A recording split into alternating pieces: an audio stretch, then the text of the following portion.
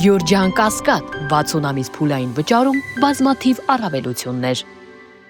Այսօր հանդիպման տպավորությունները կխնդրեմ ներկայացնեք թե որպես մտավորական, թե որպես քաղաքացի։ Այդ մտավորական բառի նշաձողը մի իջացրեք, որտեղ ինձ համար մտավորականը ուրիշ նշաձողի վրա է։ Մարդ է, որ արվեստը իմ մասնագիտությունն է։ Այդքան է, հա։ Այդ թողնենք, հիմա անցնեմ տպավորության մասին խոսեմ, երկու բառով կասեմ, որ հրաշալի է։ Իհարկե հետևել ենք եւ մինչ շարժումը, մինչ 18 թիվը հետևել է իր գործունեությանը, իր բարեգործություններին, թե Արցախի հարցով, թե մյուս, բայց կենթանի շփում առաջին անգամ եղավ եւ բոլոր մարդկային արժեքների մասով պիտի ասեմ, որ հագեցած եմ դուրս եկել, որովհետեւ հասկացա, որ գործ ունենք իսկապես ուժեղ եւ մտավոր լուրջ կարողություններ ունեցող առաջնորդի հետ։ Ինչ ասես չեն ասում այսօրին հասցեն։ Դե ասելը հիմա դուք գիտեք ինչեր են ասելու մեզ։ Ձեզ եւ ինձ էլ արդեն մի շաբաթ որ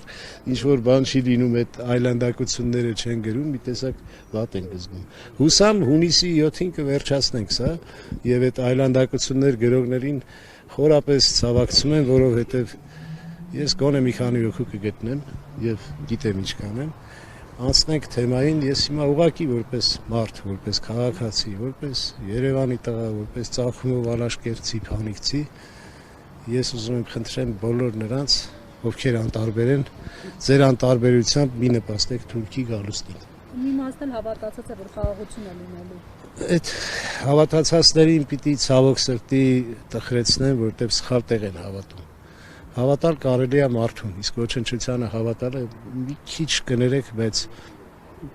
մտավոր կարողություններից զուրկ մարդու երևույթը։ Երբ որ հավատում ես, բայց չգիտես ինչին։ Իսկապես չգիտես ինչին, որտեղ որևէ արժեք չեմ կարող գտնել այդ մեկի մեջ, ով որ խաղաղություն է խոստանում։ Եվ ինչով է խաղաղությունը խոստանում, այսինքն երբ որ թշնամին ի վիճակի է առանց որևէ նախապայմանի վերցնել տարածքներ եւ վերցնել գերիներ եւ պահել վերջը այդ դրա խաղաղությունը ո՞րն է։ Չի կարող լինել խաղաղություն, եթե մենք պետք է չգնանք ընտրության կամ գնանք ընտրության, աստված չանի, ընտրենք թուրքերին։ Իսկ դուք ինչ եք նկատում, ժողովրդի պատրաստ է փոփոխություն անելու։ Ժողովրդի տոկոսային մասին չեմ կարող խոսել, ցավոք սրտի, որովհետեւ ինքներս տեսնում եք ժողովրդի ինչ վիճակում է։ Ամեն դեպքում հուսամ ժողովրդի մեջ կարտնանա այն իսկական հայի գենը, որ կգիտակցի, որ հայերը դեռ պատրաստ չեն թուրքերի հետ միասին ապրելու։ Հուսամ կգա այդ օրը, բայց այդ օրը կգա այն դեպքում, երբ որ ոչ թե նվաստացած եւ մուրացող խաղաղություն ունենանք, այլ պարտադրված եւ ուժեղ, որը կունենանք։ Պարոն Ամալյան, եւս սրա համատեքստում նաեւ չեմ կարող չանդրադառնալ Արցախի թեմային, որը այս պահին ամեն գնով ուզում են այդ դուռը փակել, այսօր էլ իշխանական տեսակետները հետևյալն են, որ Հայաստանի Հանրապետությունը ազատել են Լեռնային Ղարաբաղի թակարդից եւ ավելին։ Ես այս մտածելակերպով մարդկանց համարում եմ հոգեբուժարանի կարիք ունեցող, ովքեր կարող են մտածել, որ Արցախը տվել են անուն խաղաղության։ Արցախը պատերազմի պարտություն է, ոչ թե խաղաղության արժեք։ Սկսենք այդտեղից եւ ասեմ մի հրաշալի բան, ինքս միստիկ երևույթների չեմ հավատում եւ չունեմ այդպես կարծիքներ միստիկայի եւ սնոտիապաշտության հետ, բայց մի բան գիտեմ, որ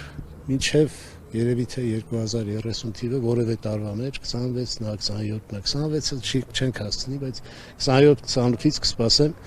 որ ես նորից դատի վանքում իմ ընկերների հետ կմասնակցեն պատարագի։ Փաշինյանը սպառնում է, ասում է, ով Արցախի էջը բացի իմ հետ է գործ ունենալու։ Դե հիմա ես իր հետ չեմ ուզում գործ ունենալ, որովհետև ինձ համար ամենապարապ եւ ամենաավելորդ ժամանակը կլինի, որը նույնիսկ եթե դա մի րոպե է տևելու, չեմ ուզենա։